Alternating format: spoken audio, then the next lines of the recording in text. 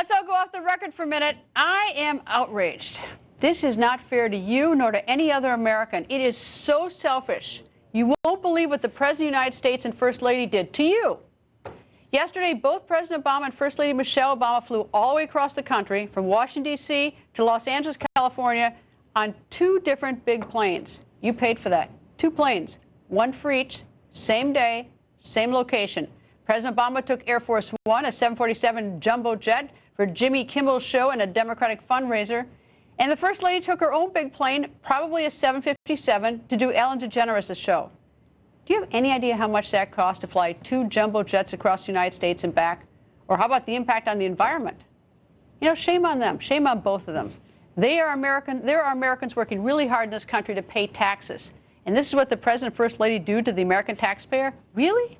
That's so cold. And don't get me wrong. I want the President and the First Lady to travel very well and travel safely. But this, two planes? Selfish. Let me say it again. Selfish.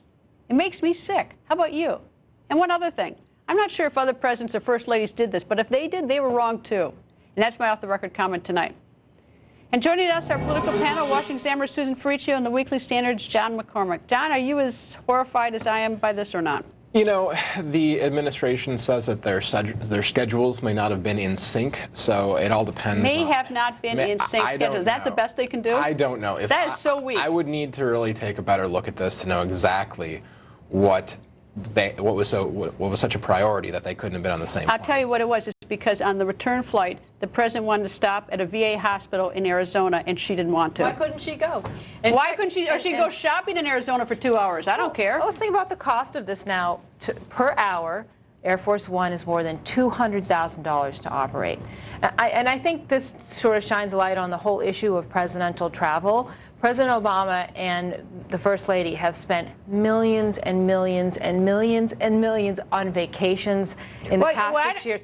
Their Hawaii vacation in 2013, but he grew up in Hawaii. Travel was $7 million. No, you know what, just the travel. Susan, look, it's not his fault. That's where he goes. I mean, that's his home. $7 million for travel. No, but that's Hawaii is his home and where you expect to go on vacation. This was utter waste. I mean, these are two planes going to the same place. Because they have a habit of wasting money traveling around at taxpayer expense. I mean, Judicial Watch, the conservative watchdog group, has done a really good job keeping track of all their vacation expenditures. They're often vacationing separately, going their separate ways, and it's very expensive. And they've gone all over the world. I'm just saying, given the state of the economy, what you just said about the American taxpayer, you know, trips that cost $16 million, which has been the case with the president, I think are going too far. I'm focused on this one tonight because I can't think of anything more blatant than the two of them taking two planes to the same location. You know, actually, John, when you think about it, is that they're both going to entertainment TV shows. When the news people